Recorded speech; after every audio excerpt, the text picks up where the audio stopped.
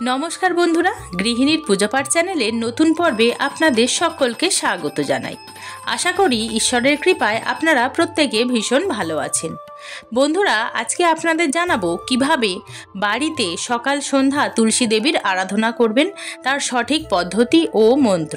তাহলে আর দেরি না করে চলুন বন্ধুরা, ভিডিওটি শুরু করা যাক। বাড়িতে তুলসী দেবী পুজো করার জন্য অনেকের প্রশ্ন থাকে কিভাবে তুলসী পুজো করব। তুলসী দেবীর পুজো করার জন্য প্রথমেই যেটি লাগে সেটি একটি থালা লাগে, একটি ছোট ঘণ্টা, একটি আচমন পাত্র। আচমন পাত্র না থাকলে কেউ কোষাকুষি বা এমনি অন্য কোনো ঘটিতে জল নিতে পারেন। একটি ঘিয়ের প্রদীপ, ধূপ এবং পুষ্প রাখার জন্য ছোট একটি পাত্র লাগে।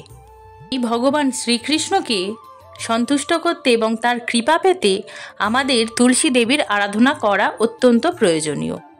তাই তুলসী দেবীর আরাধনা কিভাবে করতে হবে চলুন আমরা দেখে নিই। তুলসী দেবীর আরাধনা করার আগে অবশ্যই আচমন করতে হবে। আচমন কি? আচমন হলো নিজেকে পবিত্র করার একটি পদ্ধতি। আচমন করার পদ্ধতিটি হলো, প্রথমেই আচমন পাত্র থেকে জল নিয়ে দুটো হাত ভালো করে ধুয়ে নিতে হবে। এবার বাম হাত দিয়ে জল নিয়ে ডান হাতে নিয়ে প্রথমেই বলতে হবে ওম কেশবায় নমঃ। তারপর আবার হাত ধুয়ে নিয়ে আবার জল নিয়ে বলতে হবে ওম নারায়ণায় নমঃ। তারপর জল দিয়ে হাত ধুয়ে নিয়ে আবার বলতে হবে ওম মাধবায় নমঃ। এইভাবে 3 বার 3 মন্ত্রে আচমন করে নিতে হবে।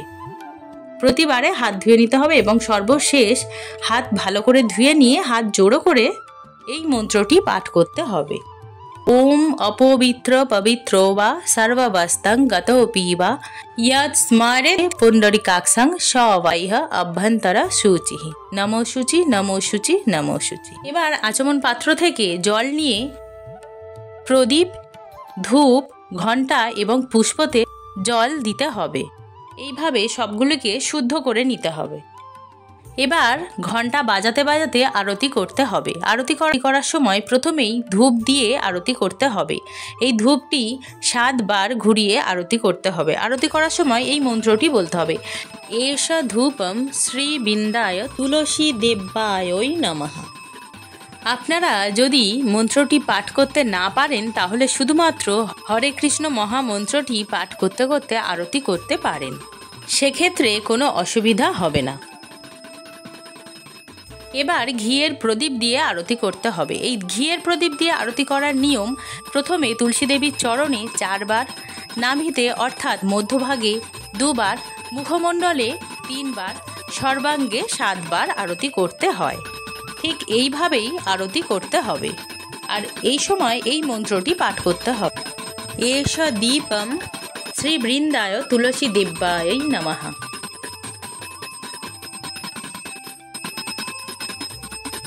আপনারা যদি মন্ত্র উচ্চারণ করতে না পারেন তাহলে শুধুমাত্র হরে কৃষ্ণ মহামন্ত্র উচ্চারণ করে পুজোটি করতে পারেন।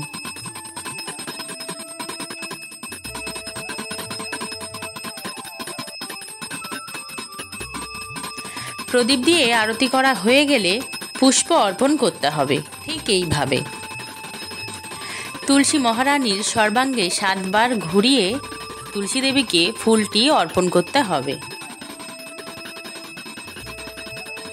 ফুল অর্পণ করার সময় এই মন্ত্রটি পাঠ করতে হবে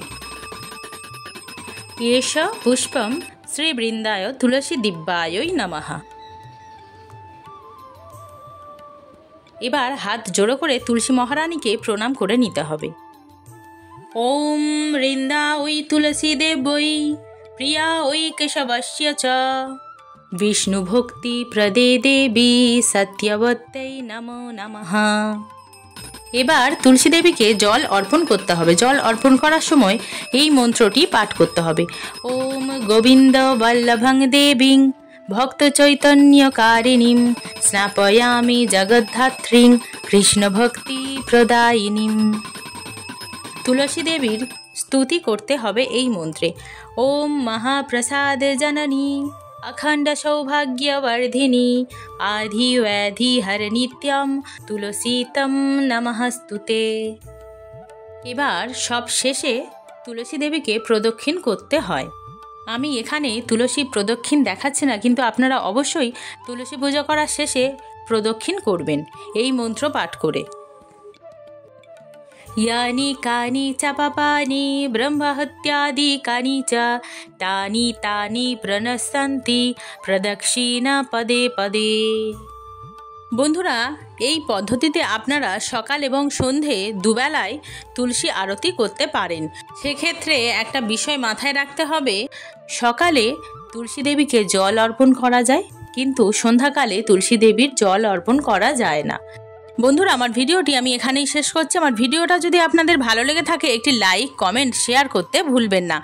আর এরকম নতুন নতুন ভিডিও পেতে আমার চ্যানেলটি সাবস্ক্রাইব করে আমার পাশে থাকবেন। আমার ভিডিওটি সম্পূর্ণ দেখার জন্য আপনাদের সকলকে অসংখ্য ধন্যবাদ।